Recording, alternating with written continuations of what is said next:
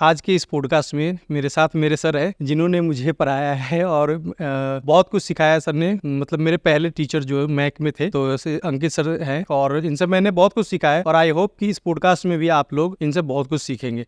तो चलिए शुरू करते हैं और मैं पहले सर को ही बोलूँगा कि सर आप अपना इंट्रोडक्शन एक बार दे दें।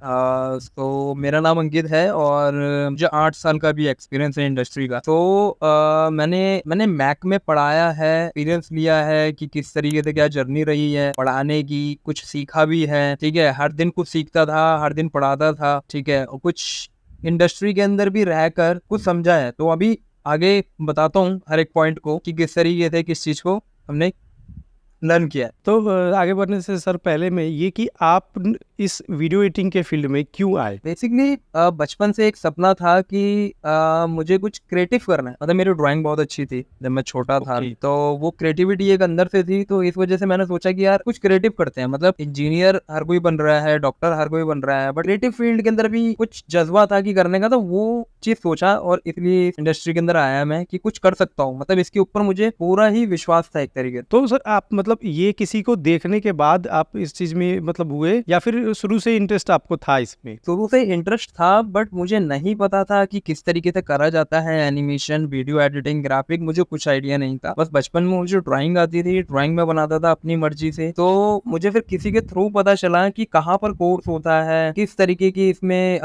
मतलब फीस होती है। उस टाइम पे ऐसा होता था कि फीस देने के भी पैसे नहीं होते थे। लिटरली मेरे साथ ऐसा हुआ है कि जब मैंने एडमिशन लिया था तो घर में भी बात करी थी। तो घर वाले, पहली बात ऐसा होता है ना कि घर वाले कहते हैं यार क्या मतलब तुम ड्राइंग करोगे, तुम एनिमेशन करोगे, मतलब इस तरीके से बोलते हैं। और वो डाउट करते हैं कि नहीं, पढ़ाई लिखाई करो, डॉक्टर बन जाओ, इंजीनियर बन जाओ, कुछ भी बन जाओ, पर ये चीज क्या है, इन चीज में क्या रखा है, ठीक है, पूरी लाइफ बर्बाद कर लोगे, स्पॉइल कर लोगे। तो ये चीज था। तो पर मेरी मम्मी को एक विश्वास था कि इसकी ड्राइंग अच्छी है तो ये कुछ कर जाएगा। ठीक है, तो इस वजह से उन्होंने मेरा एडमिशन कराया मैक में। अरीना था, मैक था, दोनों ही अच्छे थे। तो मुझे जो सूट किया, मुझे मैक अच्छा लगा, तो मैंने मैक में एडमिशन लिया। वीएफएक्स, विजुअल इफेक्ट, जो उनका कोर्स है। मैं कर सकता था, फोटोशॉप के भी कोर्स आते थे, छोटे कोर्स हुआ करते थे। तो बट मैंने इससे बड़ा कोर्स किया था इनका, वीएफएक्स। तो उसमें क्या होता था कि पैसे नहीं थे, बट फिर भी मैंने जिद करके एडमिशन लिया और ईएमआई इस तरीके से डिवाइड कराई कि वो जो ईएमआई है ना, मंथली का जो हमारा खर्चा होया करता था के हिसाब से ईएमआई सेट कराई थी कि मतलब इतना हमारा सेविंग हो रहा है तो इतना हम पे कर सकते हैं। तो ऐसा था। तो वहां पे ये था कि एक चैलेंज था और कुछ सीखना था। तो दोनों चीजों को कंबाइन करके इस तरीके से मैं आगे बढ़। तो सर आपने ये कब ज्वाइन किया था मैक? ये मैंने ज्वाइन किया था 2013 में। 13 में? हाँ, 12th के बाद मैंने 12th क्लियर किया था 2012 में। और 2012 के मतलब 12th क्लियर हो गया, मे बी 2012 ही था या 13 था, नॉट श्योर, क्योंकि काफी टाइम हो चुका है। तो उसी के अराउंड ही मैंने एडमिशन लिया था। हाँ, इसके अराउंड में सर सवाल एक पूछूं उससे पहले सर एक चीज बता। जैसे आपने बोला ना कि पेरेंट्स को पता ही नहीं होता है इस चीजों के बारे में, तो मैं तो मतलब एक गांव से आता हूँ खास करके, तो इस चीज से मैंने रिलेट किया कि आज भी मैं गांव में बताता हूँ ना कि मैं क्या करता हूँ, लोगों को नहीं पता। हाँ, थोड़ा सा यूट्यूब थोड़ा चल गया है ना, तो वीडियो एडिटिंग थोड़ा सा लोगों को पता लग गया है कि हाँ वीडियो बनता है तो उसकी एडिटिंग होती है, वरना एनिमेशन क्या है, फिल्म मेकिंग क्या है, इन सब चीजों का कोई आइडिया नहीं है आज भी गाँव में इन चीज़ों को लेके। तो पेरेंट्स कैसे मतलब इस चीज़ को एग्री करेंगे? उनको तो चाहिए सरकारी नौकरी कर ले, सरकारी नौकरी कर ले। तो इसके अंदर मेरा ये था कि फैमिली को, पापा को पता नहीं था, मम्मी को भी एग्जैक्ट उनको पता नहीं था कि क्या चीज़ है, किस चीज़ की पढ़ाई करनी है। इसकी भी पढ़ाई होती है, ड्राइंग की भी पढ़ाई होती है, एनिमेशन की भी पढ़ाई होती है, कुछ नहीं पता था। इवन मुझे भी नहीं पता था इसके बारे में। मेरा एक फ्रेंड कर रहा था तो उसके थ्रू ही मुझे पता चला था। तो उन्होंने रिएक्ट, तो पापा ने थोड़ा रिएक्ट ऐसा किया था कि क्या कर रहे हो, मतलब उनको नहीं पता था। लेकिन मम्मी का ये था कि हाँ चलो टेक कर रहा है तो कुछ तो करेगा, उनको नहीं पता, ठीक है मैं पे कर दूंगी, ओके देन करो, अभी आगे क्या करना है मुझे नहीं पता, पर जो तुमने डिसाइड किया है वो कर सकते हो। तो ये है। बट एक चैलेंज मैं और बताऊंगा कि एक चैलेंज और आता था जब मैं किसी को बताता था कि मैं किस चीज का कोर्स कर रहा हूँ, तो बताना बड़ा मुश्किल हो जाता था कि मैं क्या कर रहा हूँ। क्या कर रहा हूँ, ये सर मेरे साथ सेम चीज हुआ है। तो उसके अंदर क्या होता था, मैं बताता था कि मैंने वीएफएक्स कर रहा हूँ। वीएफएक्स क्या होता है, मैंने विजुअल इफेक्ट, विजुअल इफेक्ट क्या होता है, तो उनको समझाना बड़ा मुश्किल होता था। तो मैं समझाता था, तो कार्टून देखा है आपने, जो टीवी पे आता, तो मैं कार्टून बनाता हूँ, तो दैट्स इट, मैं इतना बताता था बस। तो थोड़ा सा लोग रिलेट कर लेते थे उस टाइम कि हाँ अच्छा चलो वैसा करते हो। करेक्ट करेक्ट, वो वैसा करते हैं, तो उनको बस इतना समझ में आता था। अगर मूवी का भी एग्जांपल दो तो हमारे इंडिया मूवी के अंदर तो कुछ होता नहीं था। बॉलीवुड में अभी वीएफएक्स नहीं आया था उस टाइम पे, जिस टाइम पे होता था बहुत बेसिक लेवल पे होता था। मुझे हाँ इस टाइम आया है, अब तो वीएफएक्स अब शुरू थोड़ा सुनने को मिलने लगा है लोगों को अब। करेक्ट, अब सुनने को लगा है। हाँ। लेकिन पहले क्या होता था कि मतलब नहीं पता था कि वीएफएक्स, अगर आप किसी को एक्सप्लेन भी करो तो उनको नहीं आइडिया था कि क्या होगा, वीडियो एडिटिंग क्या होता है नहीं पता। आज तो यूट्यूब का टाइम है, सबको वीडियो एडिटिंग पता है, फोटोशॉप सबको पता है, ग्राफिक डिजाइनिंग सबको पता है। लेकिन जब 2016 के बाद पीक पर आया है यूट्यूब, जिसमें क्रिएटर्स भी बहुत बने हैं 2016 के बाद, क्योंकि जियो आया, जियो के बाद ही यूट्यूब शुरू हुआ है, क्योंकि डेटा अनलिमिटेड मिलने लगा तो सब लोगों को रिसोर्स हो गया, राइट। तो उस टाइम नहीं पता, तो उस टाइम बड़ा चैलेंज होता था ये सब चीजें को एक्सप्लेन करने का। सर उस टाइम क्या फीस था? जैसे मैं बता रहा हूँ, मैंने जब ज्वाइन किया तो ये तो बता रहा हूँ कि आप तो उस टाइम थे ही, 18-19 के टाइम की बात है ये। तो मैंने जो VFX प्लस किया उसका फ़ी मुझे याद है 190 था, 1,90,000 मेरा फीस था। बट आपने तो 2013 में किया, तो उस टाइम क्या था?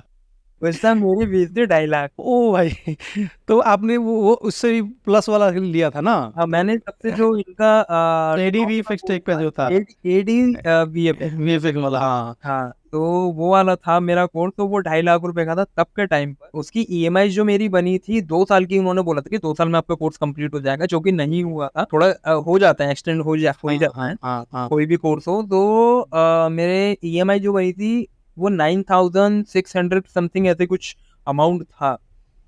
इस तरीके से ईएमआई मेरा मतलब जितना भी हुआ होगा वो तो पूरा पे हो गया। बट कुछ सॉफ्टवेयर जो है वो मैं सीख भी नहीं पाया था उनके पास से, क्योंकि मेरी उससे पहले ही जॉब लग चुकी थी। मतलब मैं इतना लकी था और इतने डिमांड में हो गया था, क्योंकि मेरे वर्क बहुत अच्छे होते थे।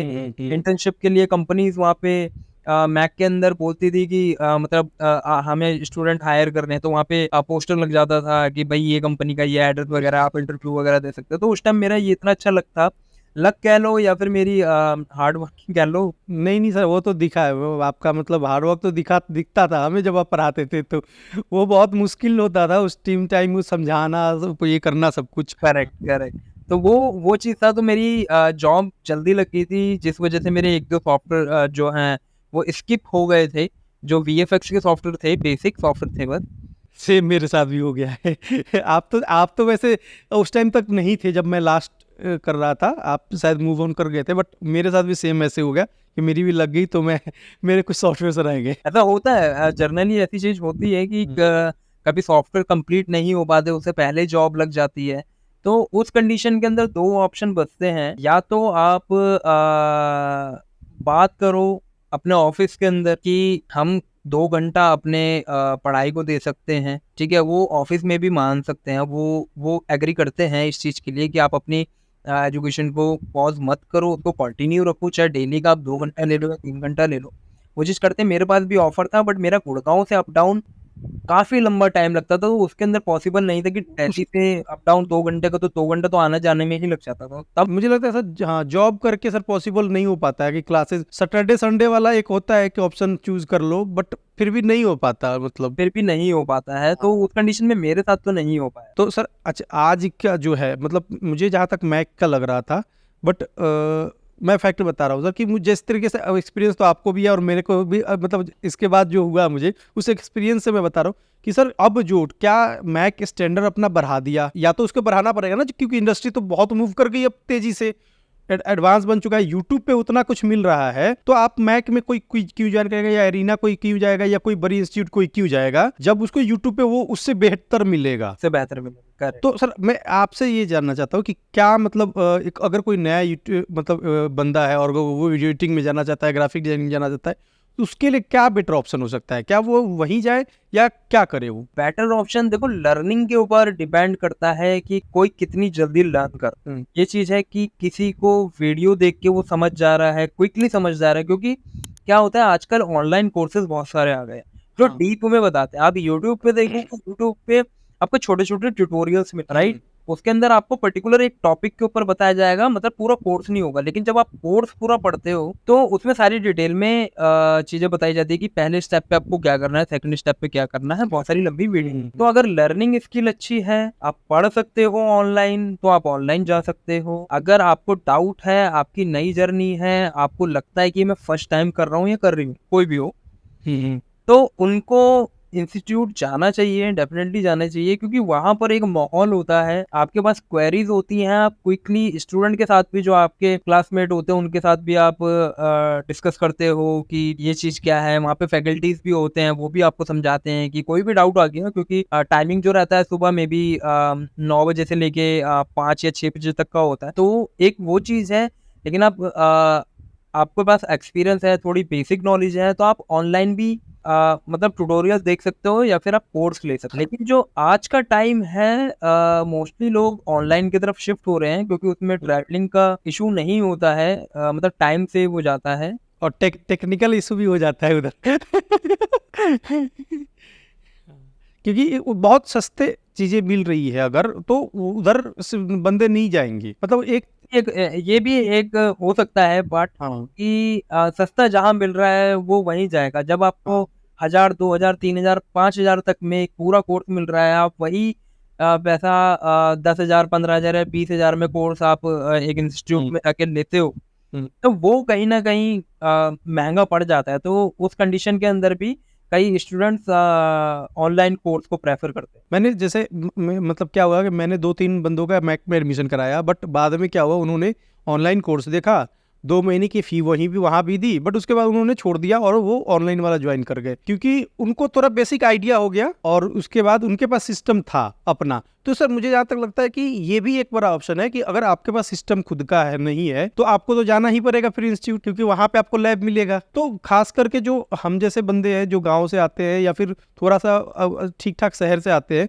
उनके पास लैपटॉप नहीं होता है ज़्यादातर, मतलब वहीं जाना होता है जहाँ पे एक लैब मिल जाए, जहाँ पे उनको प्रैक्टिस करने की चीज़ें मिले। और आपने जैसे कहा कि माहौल भी मिल जाता है, प्लस हैंड होल्डिंग भी मिल जाती है ना। ऑनलाइन में क्या होगा, बंदा बताया, ऑफ हो गया, 1 घंटे में खत्म। वहाँ जैसे मैं मैक में था, तो जैसे आप पूरे दिन भी रह सकते थे, 2-3 घंटे भी रह सकते थे, टीचर वहीं पे हैं, आप जाके, जैसे मैं आपसे कभी क्लास में भी आके पूछ लेता था है ना। तो ये चीज़ ये बहुत बड़ी बेनिफिट है उस चीज़ के लिए। हाँ, ये चीज़ मैटर करता है। हाँ, तो एक चीज़ तो ये से हो गया हमारी बात। लेकिन अब बात मैं कर रहा हूँ कि जैसे वीडियो एडिटिंग 2013 तक तो मुझे लगता है कि बहुत कम ही करते होंगे। आप जैसे हमारे क्लास में तो कम से कम चलो 15-16 बंदे या 12-13 दिख जाते थे, आपके टाइम तो वो भी नहीं दिखते होंगे। थे, उस टाइम पर भी थे, ऐसे नहीं था, बट वही था कि थे और नहीं थे, मतलब वही वाली चीज। हाँ, थे और तो नहीं।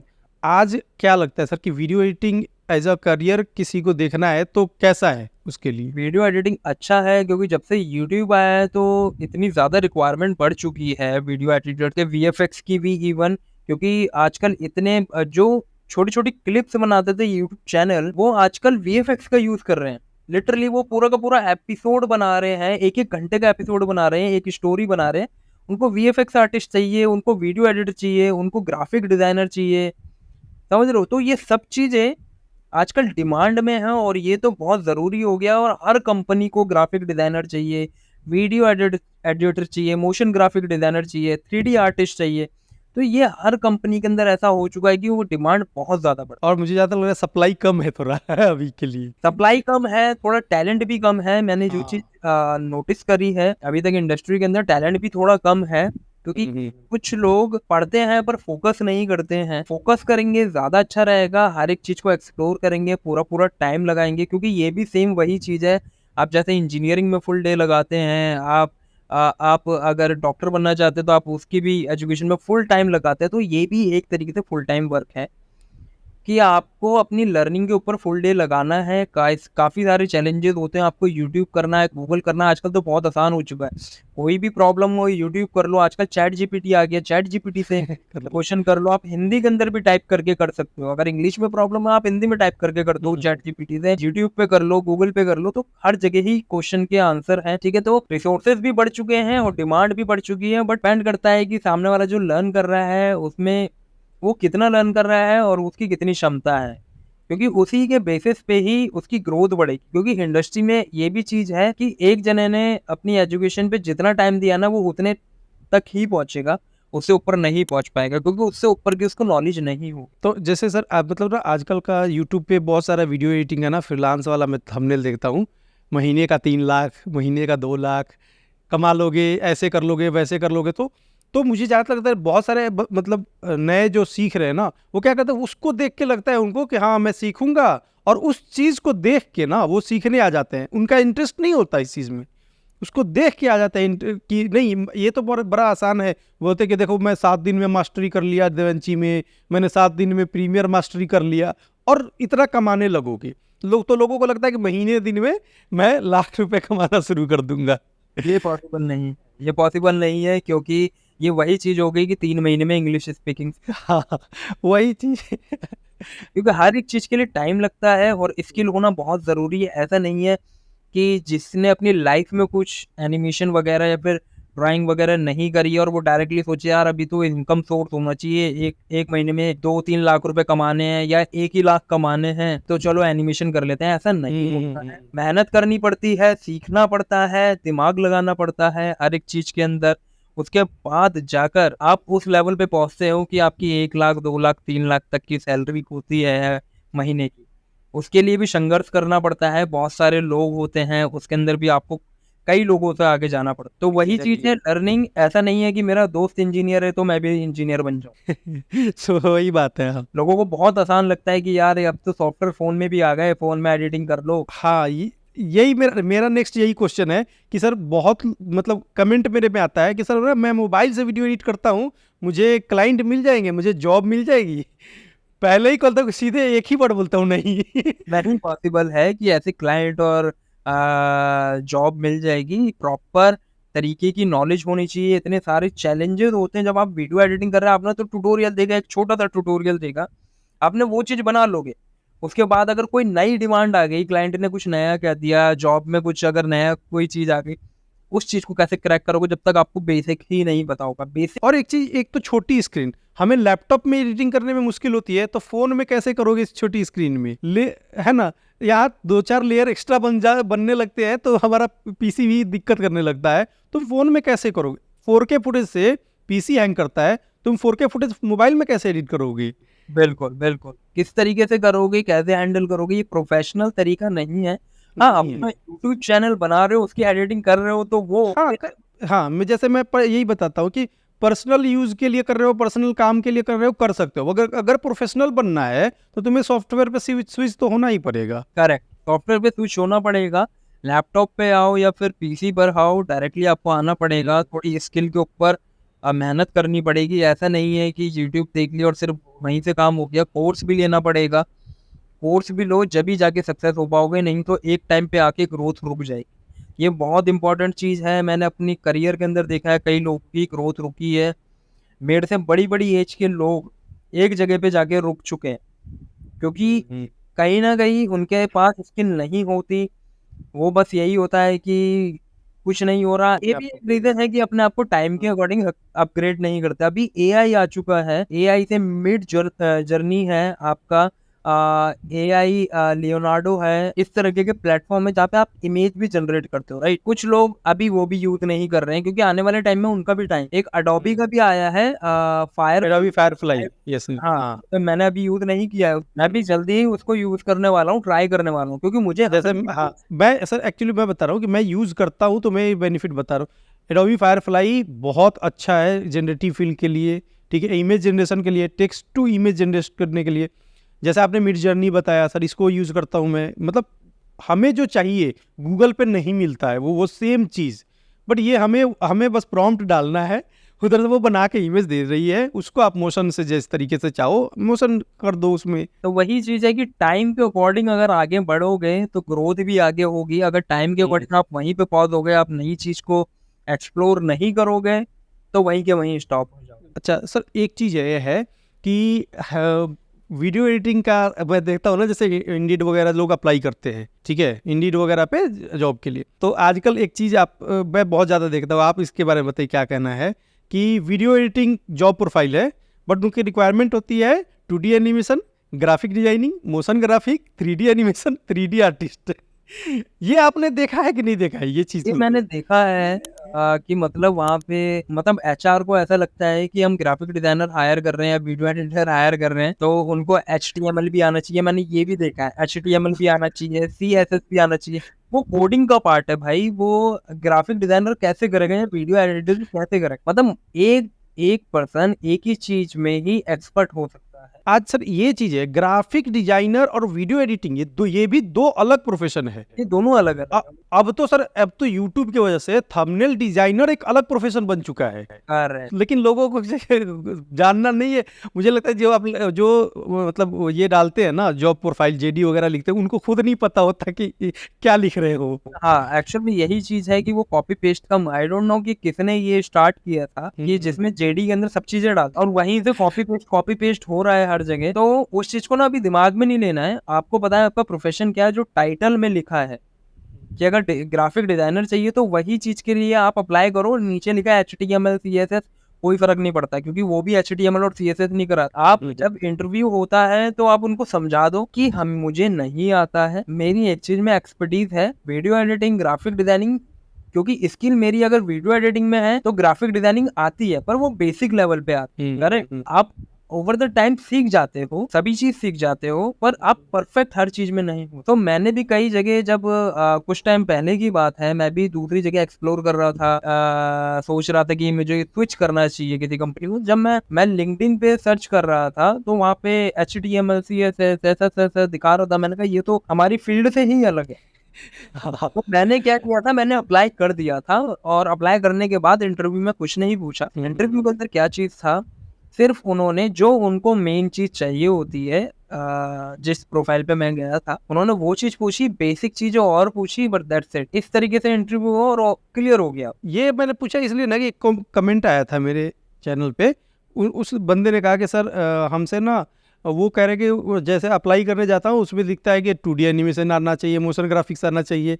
मैंने बोला कि बिना सोचे, जिस तरीके से उसने डाल रखा है, तुम भी बिना सोचे अप्लाई कर दिया करो। अप्लाई कर दो, बिना सोचे अप्लाई कर दो। हाँ। बारी इंटरव्यू जब हाथ में आ जाए, आपके पास कॉल आ जाए, तो आप अपनी एक्सपर्टीज बता पाओ कि आप जिस चीज में एक्सपर्ट हो, आप उसको अच्छे से डिस्क्राइब कर दो कि मैं ये रही मेरी पोर्टफोलियो और मैं आगे उस चीज को लर्न कर सकती। अभी मेरे पास उसकी कम नॉलेज है लेकिन आने वाले टाइम में मेरे पास उसकी और ज्यादा नॉलेज होगी, मैं एक्सप्लोर करूंगा, इस चीज को मैं लर्न करूंगा। तो इस तरीके से इंटरव्यू क्रैक हो जाता। सर आगे बढ़ते हैं। अब मैं जानना चाहता हूँ, जो सर आपकी पहली जॉब लगी वो क्या थी, और इसमें आपको एक ये भी बताना आइडिया कि पहले जॉब पे आपकी क्या सैलरी?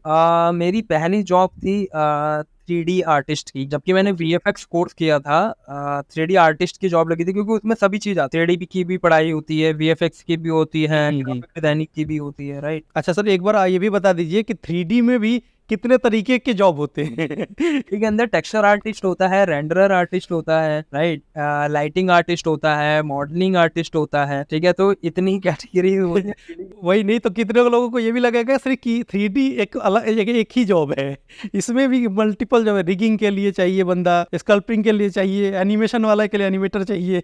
तो इसमें कई सारी चीजें होती है क्योंकि आप एक मॉडल जब बनाते हो तो उसमें टेक्सचरिंग भी हो रही है, लाइटिंग भी हो रही है, एनिमेशन भी हो रहा है, राइट, रिगिंग भी हो रही है, फिर उसके बाद उसको रेंडर भी निकालना है। तो सब चीज के लिए अलग अलग डिपार्टमेंट है, अलग अलग स्किल्स है। तो इसके अंदर भी 3D के अंदर मेरा जो पार्ट था वो था 3D मॉडलिंग का। तो मैं 3D मॉडलिंग कर रहा था और एनिमेशन। तो मेरा दो रोल थे। मेरा जो गुड़गांव में जॉब लगी थी इस चीज की 2016 में मे भी लगी थी या फिर 2015 में, नॉट श्योर कि कब लगी थी, बट 16-17 ऐसी कुछ में लगी थी। तो मेरी उस टाइम पे सैलरी हुआ करती थी 16,000, 2016 के करीब। हाँ, मतलब 16,000 मेरी सैलरी थी उस टाइम। मैं उस टाइम सेटिस्फाइड नहीं था अपनी सैलरी को लेगी क्योंकि मुझे कम से कम मेरी स्किल बहुत अच्छी थी। वहाँ पे मैं सीनियर से मैं उन तक के लेवल का भी वर्क करता था। सो 16,000 एक फ्रेशर के लिए ओके है वैसे, अगर उस टाइम की बात है। एक चीज़ इसमें मैं लिखा हूँ, एक सर जैसे अब बहुत सारे बंदे वीडियो एडिटिंग कर रहे हैं कहीं ना कहीं से सीख के। तो जैसे एक बंदे ने मेरे से क्वेश्चन ये पूछा था कि क्या मतलब वीडियो एडिटर जो है उसको ग्राफिक डिजाइनिंग आना चाहिए? नॉट नेसेसरी कि इनिशियल लेवल पे आना चाहिए, ऐसा कुछ नहीं है। आप अपने आप को इम्प्रूव कर रहे हो तो आपको ग्राफिक डिजाइनिंग तो सीख लेनी चाहिए, वो सेकेंडरी है। लेकिन आपको वीडियो एडिटिंग आ गई, ओके है, आप थोड़ा सा एक्सप्लोर करो, 1-2 घंटा डेली का निकालो, ग्राफिक डिजाइनिंग भी देखो, बहुत मुश्किल नहीं है। आप समझोगे, देखोगे तो आपको वो भी इजी लगेगा, क्योंकि जब आपने वीडियो एडिटिंग कर ली तो ग्राफिक डिजाइनिंग वाला ऐसा कोई चैलेंजिंग पार्ट। बिगिनर्स के लिए सर, जैसे पोर्टफोलियो और रिज्यूम, ये चीज़ें 2 बनानी बहुत ज़रूरी होती है। तो मतलब ये कितना इंपॉर्टेंस रखता है इनके लिए? क्योंकि बहुत सारे लोग क्या करते हैं ना, ड्राइव का लिंक शेयर कर देते हैं और एक ईमेल में भी क्या लिखते हैं, I need video editing job, बस। इसके अलावा वो मेहनत भी नहीं करते। उनके लिए क्या करना चाहिए? वो बेसिकली जो रिज्यूमे होता है ना, उसके अंदर प्रॉपर आपको अपने बारे में भी लिखना चाहिए कि आपकी एजुकेशन क्या रह चुकी है, ठीक है, आपने कहाँ से पढ़ाई करी है, आपने कोर्स कहाँ से किया है, आपका पोर्टफोलियो का लिंक वो भी होना चाहिए। यूआरएल आप डाल दो, आप बिहेंस के ऊपर भी अपने प्रोजेक्ट को अपलोड कर दो। ड्राइव का फोल्डर ना, नो इशू, ड्राइव का फोल्डर भी आप मतलब लिंक उसके ऊपर अटैच कर सकते हो, अलग से ना दो, क्योंकि जब आप एक ही रिज्यूमे को किसी के साथ शेयर करते हो तो उसी रिज्यूमे में सब चीज होनी चाहिए। मतलब ऐसा नहीं कि आप लिंक अलग दे रहे हो और रिज्यूमे अलग दे रहे हो, तो वो कहीं ना कहीं मैसेज इधर उधर हो जाता है या मेल इधर उधर हो जाता है। तो सबसे बेस्ट रहता है जो पर्सन अगर रिज्यूमे पढ़ रहा है तो उसी को एंड के अंदर एक लिंक मिल जाए और वो प्रॉपरली हाईलाइटेड हो, कि एटलीस्ट वो देखे और उस पर क्लिक करे और डायरेक्टली वो ब्राउजर पे ओपन हो जाए। तो ऐसा, और एक चीज आपने बोली कि कुछ लोग लिख देते हैं कि मुझे ग्राफिक डिजाइनर की जॉब की जरूरत है चाहिए बस। तो ऐसा नहीं लिखो, अपने बारे में पहले बता दो क्या हॉबीज है आपकी, आपकी किस चीज में एक्सपर्टीज है, बस वो चीज आप लिखोगे, ऑटोमेटिक आप सामने वाला आपको परख लेगा कि आप क्या हो, आपकी पोर्टफोलियो देख लेगा, आपको जरूरत नहीं है। क्योंकि जब आपने रिज्यूमे शेयर किया है तो ऑब्वियस सी बात है आपको जॉब की जरूरत है, आपको लिखने की जरूरत नहीं है कि मुझे जॉब की जरूरत। तो आप अपना रिज्यूमे इस तरीके से स्ट्रक्चर करो, यूट्यूब पे वीडियोस देखो, वहां पे सब लोग बताते हैं कि किस तरीके से आपको स्ट्रक्चर करना है अपने रिज्यूमे को, जो सामने वाला इम्प्रेस हो जाए। और दूसरी चीज होती है जो बहुत से लोग गलती कर जाते हैं कि बहुत बड़ा बड़ा पैराग्राफ भी लिख देते हैं। इतना टाइम किसी के पास नहीं होता। नहीं होता। आपका रिज्यूमे भी है और भी लोगों का रिज्यूमे है, उनको क्विकली देखना होता है, तो आपके जो मेन पॉइंट है वो बड़े हाईलाइटेड होने चाहिए। इतने भी हाईलाइट नहीं होने चाहिए बस वही खराब लग रहे हो, तो दिखने में खराब लग रहे हो, बट डिजाइन पर्सपेक्टिव से, क्योंकि आप डिजाइनर हो, आप वीडियो एडिटर हो, तो आपका रिज्यूमे भी उसी टाइप का होना चाहिए। मैंने कुछ लोगों को देखा वर्ड पे बना देते, हाँ वो गलत चीज है वो। तो वो लोग बनाते हैं जिन लोगों का काम डिजाइनिंग का नहीं है। नहीं है। आप पीडीएफ बनाओ, प्रॉपर फोटोशॉप में डिजाइन करो, उसका स्ट्रक्चर बनाओ, कुछ ग्राफिक एलिमेंट होने चाहिए। मैं वीएफएक्स का था तो तब मैंने एक रोबोट टाइप का लगा रखा था अपना रिज्यूमे। जैसे आजकल तो सर टेम्पलेट ही मिल जाता है, जैसे फ्री पिक वगैरह पे, कम से कम वही यूज कर लो। कम से कम एटलीस्ट आपके पास ऑप्शन है कि आप वही यूज कर सकते हो। हाँ। अगर आपको ग्राफिक डिजाइनिंग आती है, आपको फोटोशॉप यूज करना आता है, तो आप और अच्छा बना सकते हो। आप कुछ एलिमेंट, अगर आप वीडियो एडिटर हो तो वीडियो एडिटिंग का कुछ थीम लेके बना सकते हो, बना दो, डिजाइन कर दो। अगर आप ग्राफिक डिजाइनर हो तो ग्राफिक डिजाइनिंग का कुछ, तो उससे क्या होता है, इंप्रेशन अच्छा पड़ता है। इंप्रेशन अगर अच्छा पड़ेगा तो आपका रिज्यूमे बहुत जल्दी सिलेक्ट होगा। और कम वर्ड में होना चाहिए, मेन पॉइंट होने चाहिए कि आप कौन हो, आप क्या करते थे, आपकी एक्सपर्टीज क्या है, आपकी स्किल्स क्या है। तो इस चीज को स्ट्रक्चर करो और उस तरीके से भेजो, तो आप जरूर सेलेक्ट होगे। अच्छा सर, एक चीज है कि अगर कोई स्टार्ट कर रहा है तो फ्रीलांस से स्टार्ट करना चाहिए कि उसको फुल टाइम करना चाहिए? देखो ऐसा कुछ नहीं है, फ्रीलांस आता है फ्रीलांस से स्टार्ट करो, फुल टाइम आ रहा है फुल टाइम से स्टार्ट करो, जॉब करो। मेरे साथ तो ऐसा फ्रीलांस का था, मेरी स्टार्टिंग वैसे जॉब से ही हुई है, तो ऐसा कुछ नहीं है। क्योंकि जब आप फ्रेशर होते हो, कंपनी में जाते हो, तो आपको चैलेंजेस आते हैं, पर कंपनी भी समझती है कि आप स्टूडेंट हो, आप स्टूडेंट थे, अब आपकी इंटर्नशिप है, इंटर्नशिप में आपसे गलतियां हो, उनको भी पता होता है कि गलतियां होगी, क्योंकि वो सैलरी भी तो कम ही देते हैं उसी हिसाब। आप जो एक प्रोफेशनल एक काम को करने में 1-2 घंटा लगाता है, हो सकता है आप पूरा दिन लगा दो, हो सकता है आप 2 दिन लगा दो, गलतियां हो, इसमें कोई डरने वाली बात नहीं है। आप एज अ फ्रीलांसर भी कर सकते हो, जिससे आपका एक्सपीरियंस बढ़ जाए। दूसरा, आप जॉब भी ट्राई करो। जैसे मैं इसमें ज्यादातर अपने वीडियो में ये कहता हूँ कि मुझे जहां तक लगता है कि पहले तुम फुल टाइम कर लो, 1-2 साल कर लो फ्रीलांस, उसके बाद शुरू कर दो। क्योंकि 2 रीजन बताता हूँ इसके। पहला, एक तो आपको मतलब कंपनी के थ्रू कनेक्शंस बन जाते हैं कुछ, और दूसरा ये होता है कि आपको सिखाने वाला नहीं है कोई फ्रीलांस में। कंपनी में रहोगे तो आपके सीनियर आपको बहुत कुछ सिखा भी सकते हैं। तो ये एक दो रीजन मुझे लगता है कि तो इस मैं कहता हूँ कि फुल टाइम पहले कर लो, फ्रीलांस तो करना ही है। फ्रीलांस के लिए तुम्हें सेटअप भी तो चाहिए। हो सकता है कि तुम जब कर रहे हो, सीख रहे हो, उसके बाद तुम्हारे पास अच्छा सेटअप नहीं है कि तुम फ्रीलांस का काम अच्छा उठा सको। तो मैं कहता हूँ फुल टाइम करके पहले कुछ पैसे अरेंज करके अपना सिस्टम ले लो, प्लस थोड़ी सी नॉलेज इंडस्ट्री की भी ले लो, और उसके बाद घुस जाओ फ्रीलांस में। वो फिर मर्जी है उसके बाद कि तुम्हें, तो मुझे जहाँ तक लगता है थोड़ा सा प्रीफर कर लेना चाहिए कि पहले कंपनीज वगैरह में देख लो, बिगिनर हो तो, और फिर उसके बाद अपना फ्रीलांस। हाँ, तो दोनों चीज में कोई प्रॉब्लम नहीं है। हाँ कंपनी में भी जॉब कर सकते हो, अगर आपके पास सिस्टम है तो आप फ्रीलांस भी कर सकते हो। तो ऐसा कोई चैलेंज नहीं है कि आपने फ्रीलांस पहले कर लिया तो कहीं नुकसान होगा, या फिर आपने कंपनी में जॉब कर ली तो आपकी किसी चीज के ऊपर प्रॉब्लम आएगी, या लर्निंग पे आएगी, या फिर आप फ्रीलांस नहीं कर पाओगे, सब चीज हो। अच्छा सर, आपने ये अभी देखा, मैंने ज्यादातर अभी तक देखा ना कि फ्रीलांस छोड़ के बंदे ज्यादातर फुल टाइम ज्वाइन कर रहे हैं। क्या ये आपने देखा अभी आजकल में ये चीजें? मैंने ऐसा नोटिस तो खैर नहीं किया है। मैंने ये देखा है कि जो जॉब कर रहा है वो फ्रीलांस भी कर रहा है, बट वो अपनी कंपनी को नहीं बताता है मैं फ्रीलांस कर रहा हूँ। कर रहा हूँ। ठीक है, वो एक्स्ट्रा टाइम लगाते हैं कि ऑफिस आवर खत्म हो गया, 7 बज गए, हो गया खत्म, घर आ रहे हैं या मेट्रो में बैठे हैं, अपना लैपटॉप ओपन करके वो काम कर रहे हैं अपना फ्रीलांस का, तो एक्स्ट्रा इनकम वो कर लेते हैं। तो मैंने अभी ऐसा नहीं देखा कि फुल टाइम पे जा रहे हैं, लेकिन कुछ कुछ लोगों के पास जब फ्रीलांस काम नहीं होता है तो ऑब्वियसली वो फुल टाइम पर ही जाते तो सर अभी आप किस चीज का जॉब कर रहे हैं कि मतलब आप जैसे पहले तो स्टार्ट किया 3D से, अभी क्या है आप करो? हैं। मैं इस time senior lead graphic designer हूँ। जो मुझे VFX का वैसे मैंने कोर्स किया था, तो उसके लिए मुझे मुंबई जाना था या फिर बैंगलोर जाता, लेकिन मैं फैमिली छोड़ के नहीं जाना चाह रहा था, तो इसलिए मैं दिल्ली में या गुड़गांव या NCR के अंदर ही मैं वर्क करना चाहता था, तो गुड़गांव, नोएडा और दिल्ली। तो अभी फिलहाल जो मेरी प्रोफाइल है वो है सीनियर लीड ग्राफिक डिजाइनर। तो मैं पूरी टीम को लीड करता हूँ। मेरे अंडर कई सारे डिजाइनर्स हैं, वीडियो एडिटर्स हैं, मोशन ग्राफिक डिजाइनर्स हैं, उनको लीड करके उनको एक डायरेक्शन देता हूँ कि किस तरीके से आपको क्या डिजाइन करना है, क्या स्टोरी है, उस स्टोरी को किस तरीके से हमें वीडियो के थ्रू निकालना है, मोशन ग्राफिक में क्या मोशन ग्राफिक करना है जो हमारी स्टोरी बाहर निकल के आएगी। तो इस तरीके की अभी मेरी प्रोफाइल। सर एक चीज है कि एवरेज आसपास का एक रेंज बता दीजिए कि क्या अभी, जैसे आपका 2000 अगर 16 से कर रहे हैं सर, तो आपका कम से कम 10 साल का एक्सपीरियंस हो गया, तो एज अ मतलब एक लोगों को आइडिया हो जाएगा कि अगर 10 साल इस मतलब इंडस्ट्री में अगर आप वो देखते हैं, अपना टाइम लगाते हैं, तो वो क्या एक्सपेक्ट कर सकते हैं